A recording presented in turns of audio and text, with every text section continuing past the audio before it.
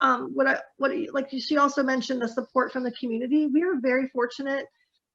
We ended up having a dramatic amount of support. Like, we were so overwhelmed with everyone being so helpful, as far as donating food, gift cards, because of the number of people in the family. I know when we were during that time, there were so many kids in the house, they were all sleeping over because nobody wanted to miss the phone calls from the hospital. You're kind of at their mercy. You don't really know when the nurses are going to call you. So we would also be on standby. So I would be cooking like breakfast, lunch, and dinner for like 14 people every day.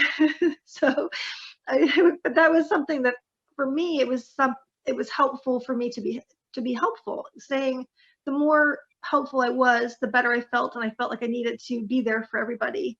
That was sort of my role. I'm sort of the project manager of the house. And before that, I was always like the cruise director. I'm the one that has to make things. I like to make things fun and make good memories for the kids and that sort of thing. So that kind of continued through this process.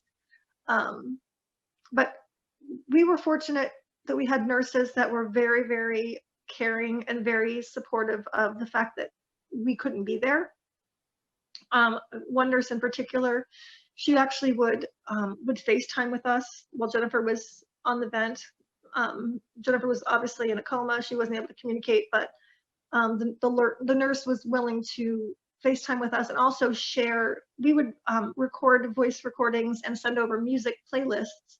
And so when the nurses went in the room, they knew to unlock her phone and hit play, and they would play any voice recordings that we had put in up until that point. And let Jennifer listen to those while she was in the coma. So we were very much pushing for optimism and sending out positive vibes. We had so many prayer chains going around. We actually we had 2 convents praying for Jennifer. So that was something. One convent was the week that she went in there, and my sister's like, "We've got a convent praying. That's pretty good. That's like a direct line to God." So she felt really happy about that. So the support was just really amazing. And I think anyone out there that is experiencing this, just be willing to accept the help. I think sometimes people don't want to ask for help. I didn't want to ask for help in the very beginning either. And I ended up doing a meal train because we were struggling. And it was just hard to get motivated, and you didn't want to spend too much money feeding everybody every day. But I did a meal train, and that was a very successful meal train. I think people feel helpless because they don't know how to help you. And feeding you is just something that really people makes them feel good because they can feed you and bring something over, or even sending a gift card over. A lot of people would do like a DoorDash or a Uber Eats, and they would send the meal over because it was obviously during the quarantine if you didn't want to have contact. But that was a huge blessing. Our church family was amazing, and they really wrapped around the school age kids. And some people brought gifts over for the little ones. That was very thoughtful. But there's other organizations that reached out to us as well. There's a mortgage assistance program that helped my brother-in-law at that time. He was unemployed at the time this was all happening.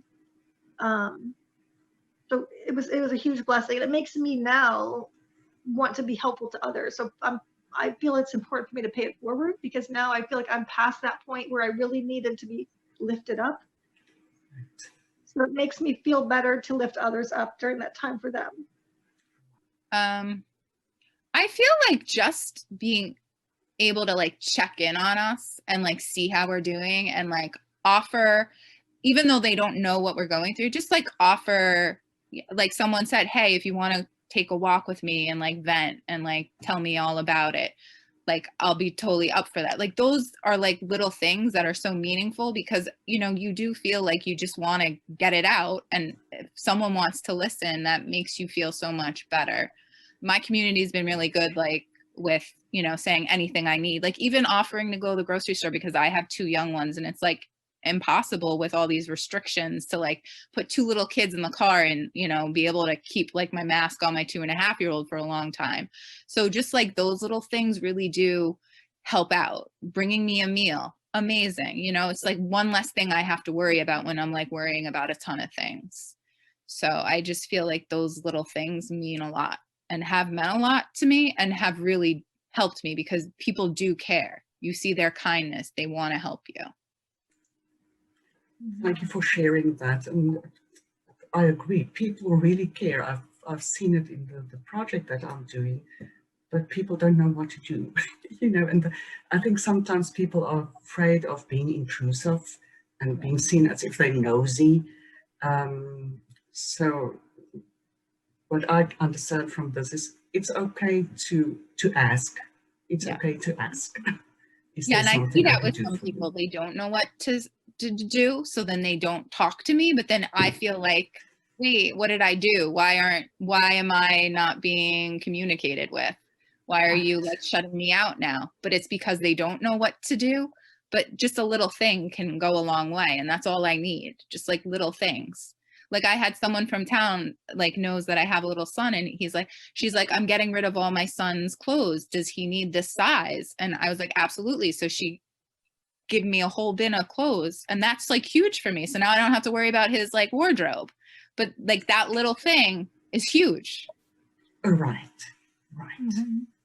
You know what I Mentally, like and I feel like sharing my story has really helped me heal, and be able to, knowing that I'm helping others by sharing my story has given me like purpose, and it really has helped me deal with my own grief in a better way. Reach out for help if you need it. This might be a time that you need counseling that you have never done before. It's okay to not be okay. That's a very true statement. I hear that all the time, but it really is. It's okay if you don't get stuff done around the house. Like I know that I'm not nearly as motivated to take care of things that are not a priority right now.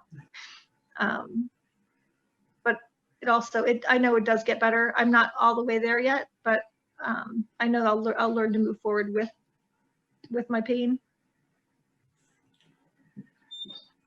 For anyone who has not experienced it but want to support, if you don't know what to say, empathy is always important.